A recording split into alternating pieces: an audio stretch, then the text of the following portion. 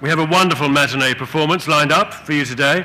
We're going to be talking about not so much new build and new construction, but retrofitting existing communities and how we green up the Britain that we have.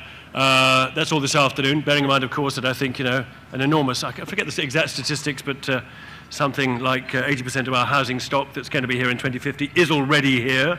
So, and indeed, I don't know about you, but I'm trying, I'm working on me being around in 2050 if I can. There was a giggle from the side of the stage there. On this issue of green choice, I thought I might just say a few words, first of all. Coming here today on the train, I was thinking, I'm going to be sitting in a room with 200 other people, listening to people, a lot of people use the words community, delivery, working together, those phrases. I recently saw a fire engine in Dorset, belonging to Dorset Fire Brigade, and it had written on the side of the cab, working together to make Dorset a safer place. And I kind of thought, well, actually, you are the fire service. It is your job to put out fires, and if you don't work together, there ought to be some kind of public inquiry. And we really need to be very, very careful about how we use this language. One of my least favorite words at the moment is delivery. I think Tesco's and Waitrose deliver, don't they? And the post office deliver. And another word I've seen creeping up, actually, we were talking about this before lunch, one of the new words on the horizon that we all need to be careful about is holistic. That crops into quite a lot of documents. But my new favorite, least liked word is vibrant, as in vibrant community, which, as it was pointed out to me by Phil from Bioregional earlier on, actually used to mean somewhere that you really didn't want to go. Anyway, so I thought actually the phrase I really do not want to hear this afternoon is working together to deliver a wider green choice of vibrant communities. Until actually last night I got onto the new communities, what's it called, Homes and Communities Agency website. I can be rude about them because I don't think they're here. And to discover that that is their slogan. Extraordinarily enough, almost exactly. And then I've got my briefing notes here from poor Anne and Sue, and it says here, One Planet, One Day. These are these went out, I think, a little while before your brochures were printed for today. And it actually says at the top here, in very little letters underneath, One Planet, One Day, it says, delivering together. It doesn't say that on your brochure because I think poor Anne had second thoughts. Anyway, now, I haven't got long. I just wanted to introduce this idea of choice. I wanted to introduce it with a series of no-brainer questions. These are questions that in my work as a part-time developer with my company HAB, working in Swindon, we use these questions quite a lot. We use them as test questions, and we ask potential customers and communities, the local residents in the neighborhoods around us, what they think of these ideas. And one of the questions is, who wouldn't want to live in somewhere that is so locally distinctive you want to stay there and bring up your family there? Who wouldn't want to live in a house with a heating bill of £26 a year? Who wouldn't want to have the choice of buying good, local, organic food grown within a 30-mile radius, delivered to your door with an incredibly wide range of choice? And for that matter, who wouldn't want to join a car club, only have to perhaps own one car, or perhaps not even a car at all, and enjoy the use of a stable of cars for a mere quarter of the cost of running your own car? Who wouldn't want these things? As Jeremy Clarkson pointed out to me last week, he said, but that means that 20 of you could club together and buy a Lamborghini.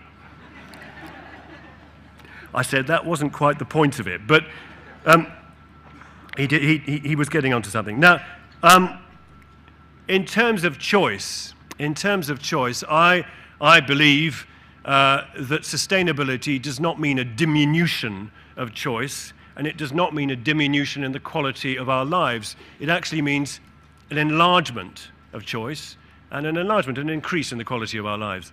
And I wanted to give you just one example of something that we're trying to do in Swindon. I've seen it practiced elsewhere in Europe. And it's to do with this car thing, because as developers, we're very aware that there are major stumbling blocks to creating dense, socially healthy, interacting communities where people stand in the middle of the street, drink tea, watch their children play.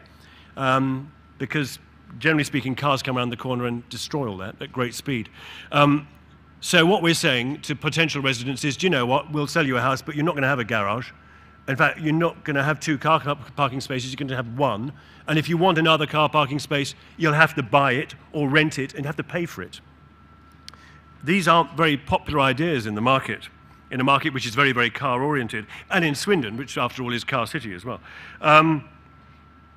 So what are we doing instead? Well, this is an example of the kind of choice we're offering.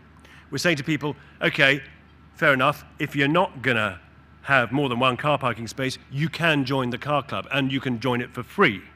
You'll get the benefit of having all those cars available, and you'll have the benefit of it only costing 1/4 of the cost of ownership of a car. Where you're also going to have, when you drive into town in one of those car clubs, you're going to have the cooperation of the council. So you get free parking spaces, you get preference parking spaces in order that you can load up your shopping and come back. You'll also be having a community intranet, and that community intranet will offer you the chance to set up car sharing schemes, so that if somebody's driving to Marlborough to do their shopping at the market, well, then they can go on the internet on a Thursday evening and say, anybody want to come with me? You'll also have in your front porch a little panel, part of the home portal, which will tell you when the local bus is coming, or when the next 3 local buses are all coming together, of course, at the bus stop, 1/4 of a mile away or 1,500 meters away, because instead of walking to the bus stop itself to look at that, you'll also have improved cycleways and improved cycle access through the scheme, but also to the town centre, and for that matter, you'll also have an opportunity to take your bike off into the woods that the Community Land Trust, of which you're going to be a member, owns. And you'll also have, to say, I've done 5, there was 1 other, I've got to have 6, haven't I? I can't leave without, oh yes, you'll have a scheme which will encourage walking and social interaction. And that in itself, of course, gives another entirely kind of more, how shall I say, kind of enriching quality to life, as it were, with less car use. And so what I wanted to say, just to offer that up as one simple example of how it's possible to remove something and say, okay, you may see this as a diminution, but actually, look, we're giving you all this as well. And it's big in terms of additionality. Now, you may say, well, actually, not all these things are going to work. Well, they're probably not. But if we can get 3 out of that list of 6 to really work well, then I think we're still winning. There's one idea, and this comes back to something that Richard Simmons talked about earlier today. There's one idea that underscores this notion of extended choice, and that is the idea of sharing, that we've got to move from a position where we all like to drive our little tin boxes that belong to us, to a position where we might enjoy sharing those facilities in the way that I enjoy sharing my car with my teenage children. The other thing that I find very appealing about that list and those ideas is that they are, all of them, actually retrofittable to existing communities, which is one of the topics that we're going to be dealing with this afternoon, together with the issue of communicating the benefit of zero carbon homes, how we can give business better, greener choices, and what, for the matter, is the role of the public sector this afternoon. Now, we're going to have, I think you're familiar with this because this is how it was organized this morning, 3 case studies, quick ones, followed by 10 minutes of questions from you, for those case study champions who'll be up here with me. So I'd like all of you, when you finish speaking, to join me here on the sofas and not fall asleep. And then we're going to have our expert panel, our 3 expert witnesses, as it were. They're going to give evidence as well. And then they'll join me here, and we'll do another round of questions, and then we're going to be breaking for tea.